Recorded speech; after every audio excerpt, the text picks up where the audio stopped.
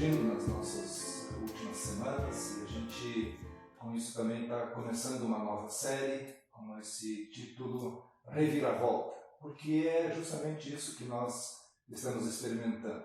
É impressionante como nos apavora o medo que a gente tem de ficar doente e também de morrer.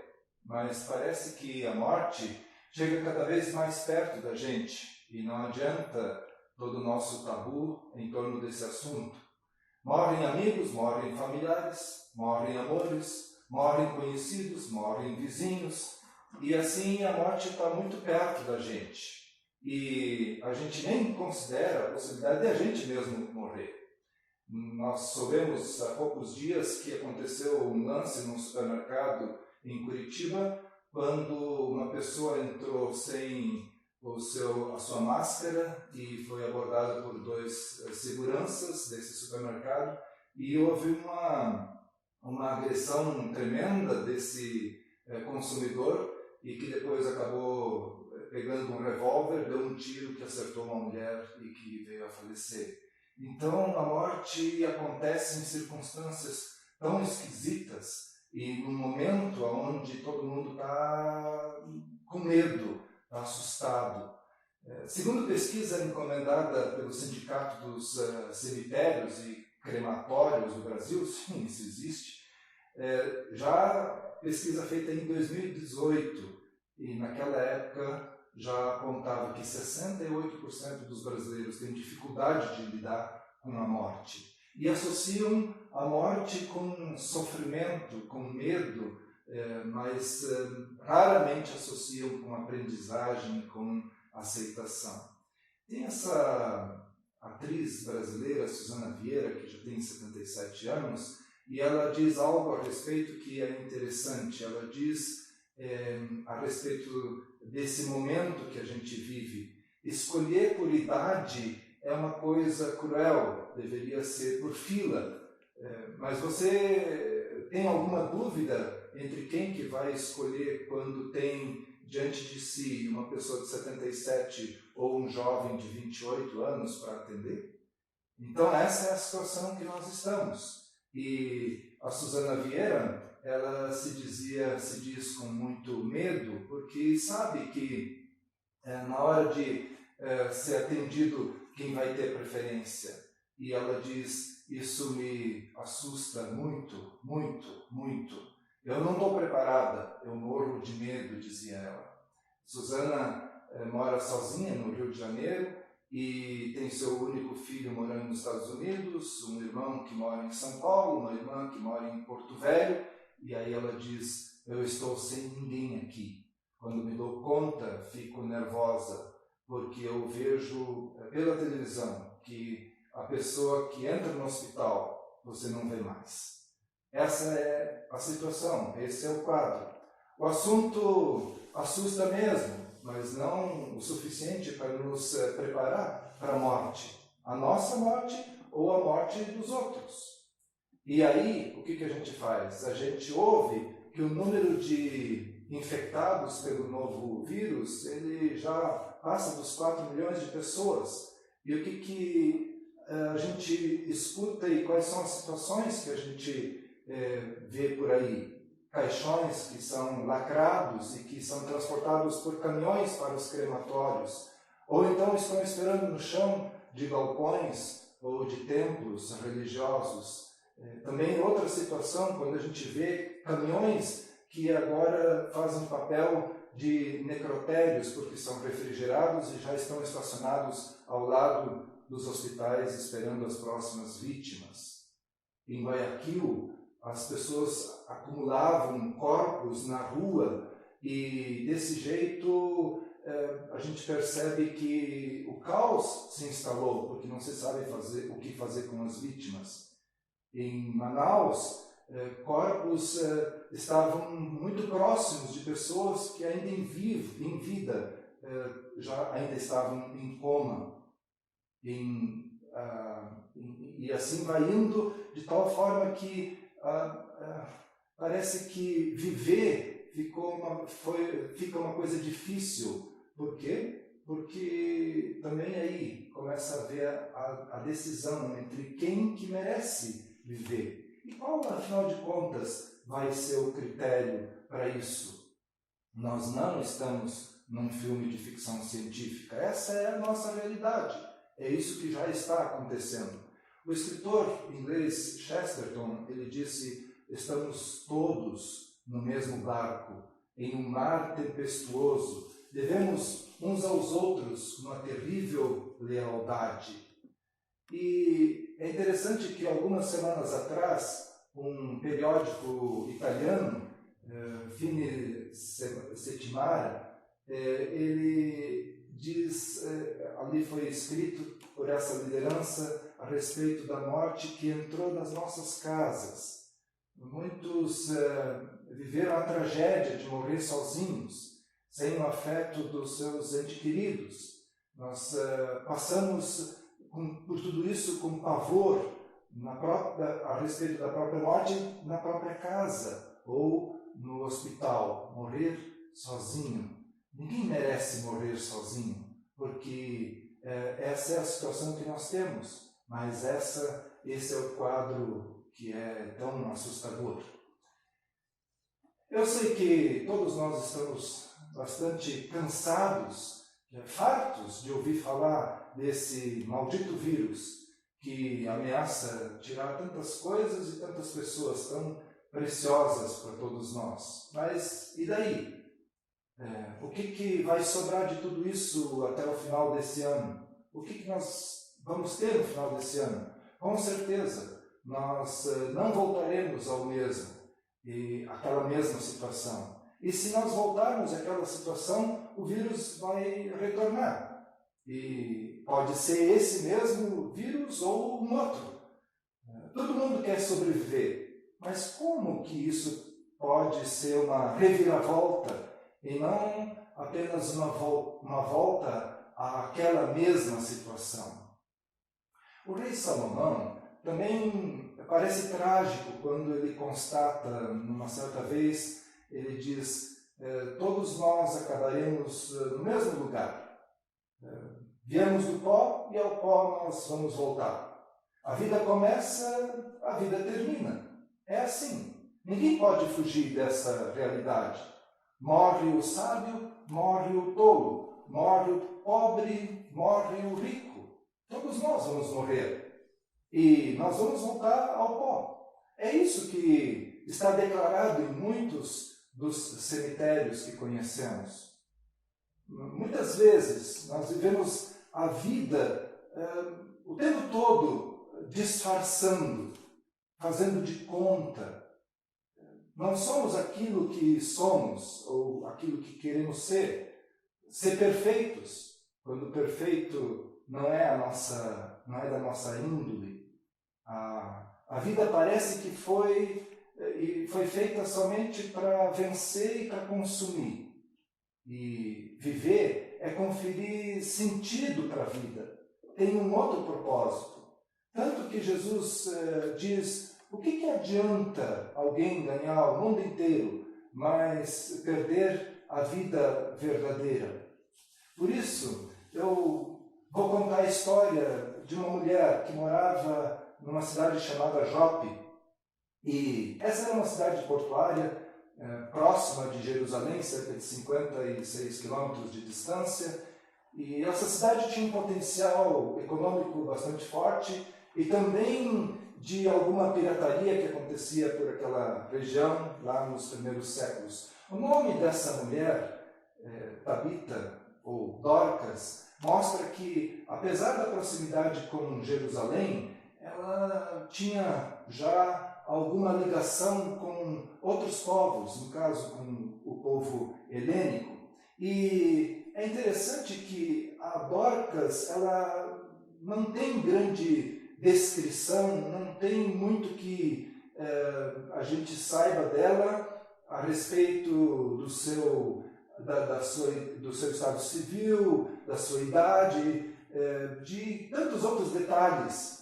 Mas uma coisa, sim, a gente sabe dela, que ela era conhecida por suas boas obras.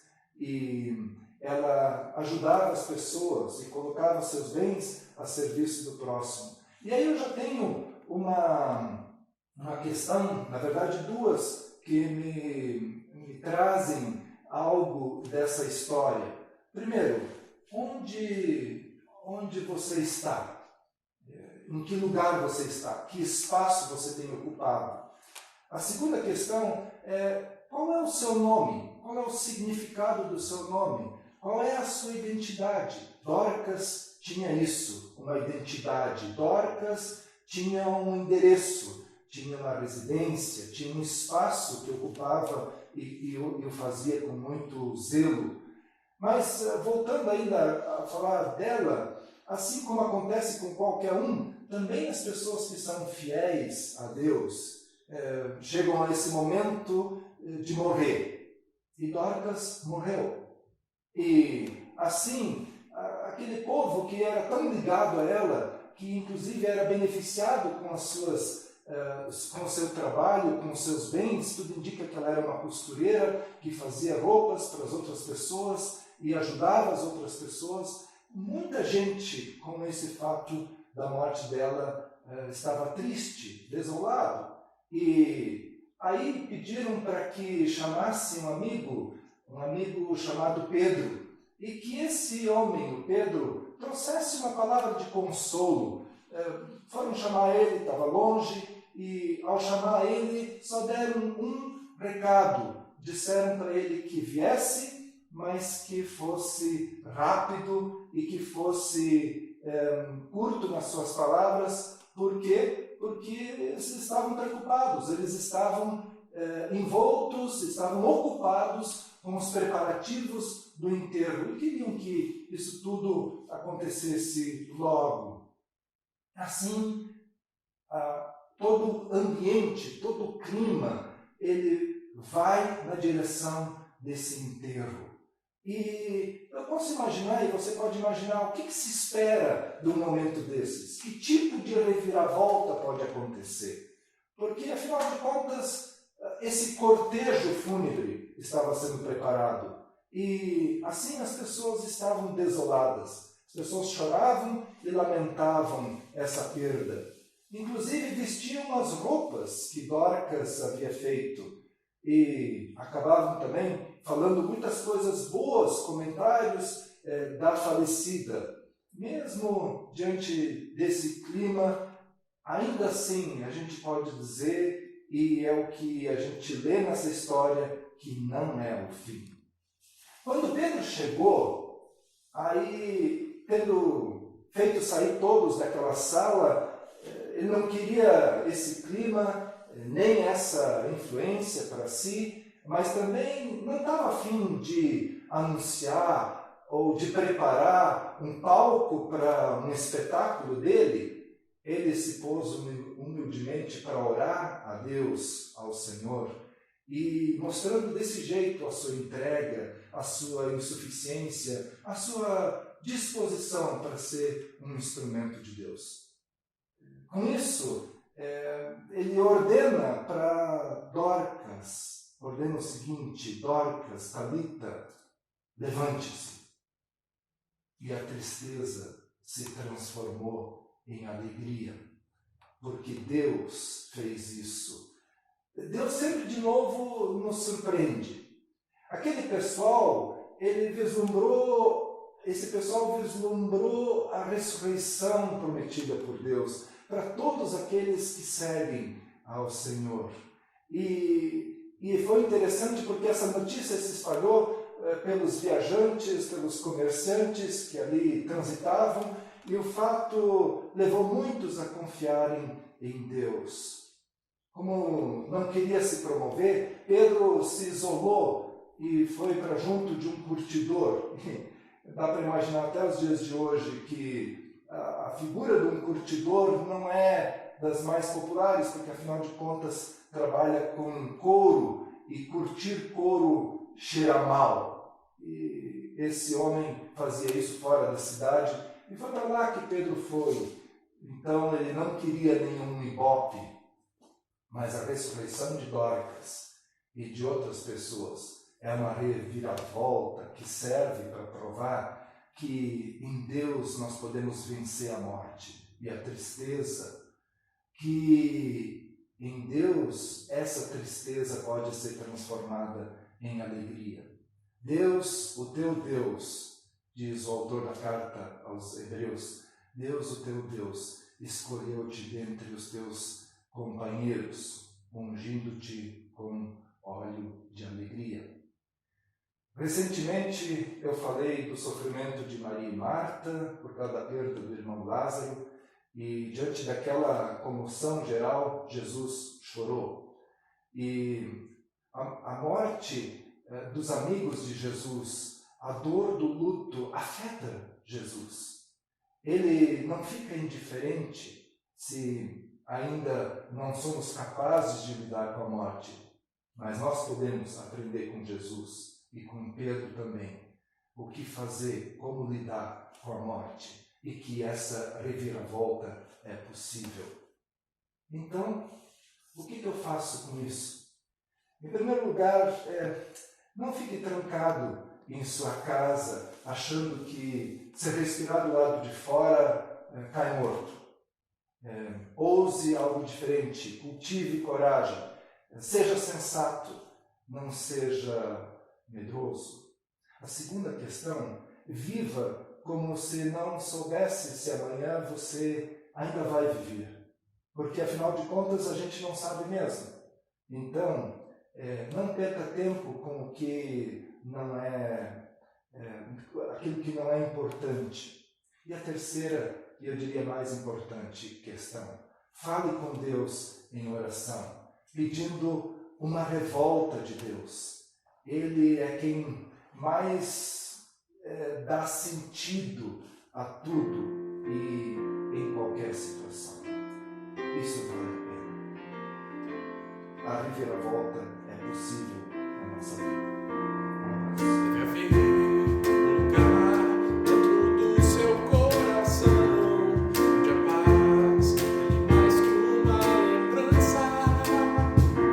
Sem a luz que ela traz, já nem se consegue mais encontrar o caminho da esperança. Senta, chega o tempo de julgar o pranto dos homens. Se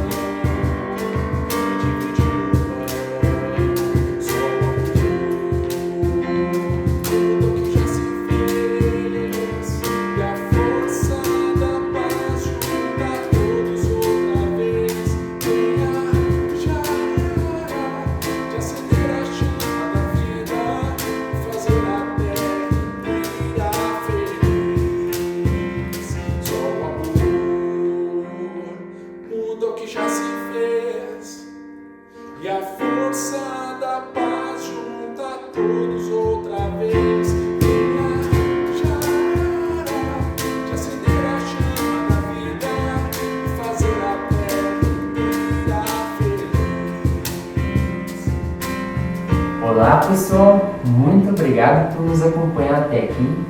A gente ainda quer convidar vocês a se inscreverem no canal da Vivenda e acionarem o sino para receber as notificações dos vídeos que a gente for disponibilizar. Além disso, a gente quer continuar esse tempo agora numa conversa no Zoom, onde a gente quer ouvir uns aos outros, compartilhar um tempo, poder orar juntos, e você é muito bem-vindo. O link para essa conversa vai estar na descrição desse vídeo. Além do vídeo dos adultos, a gente também tem vídeo para as crianças, e a gente quer convidar vocês a tirar um tempo de qualidade em família e poder assistir esse vídeo juntos, e depois, quem sabe, conversar sobre.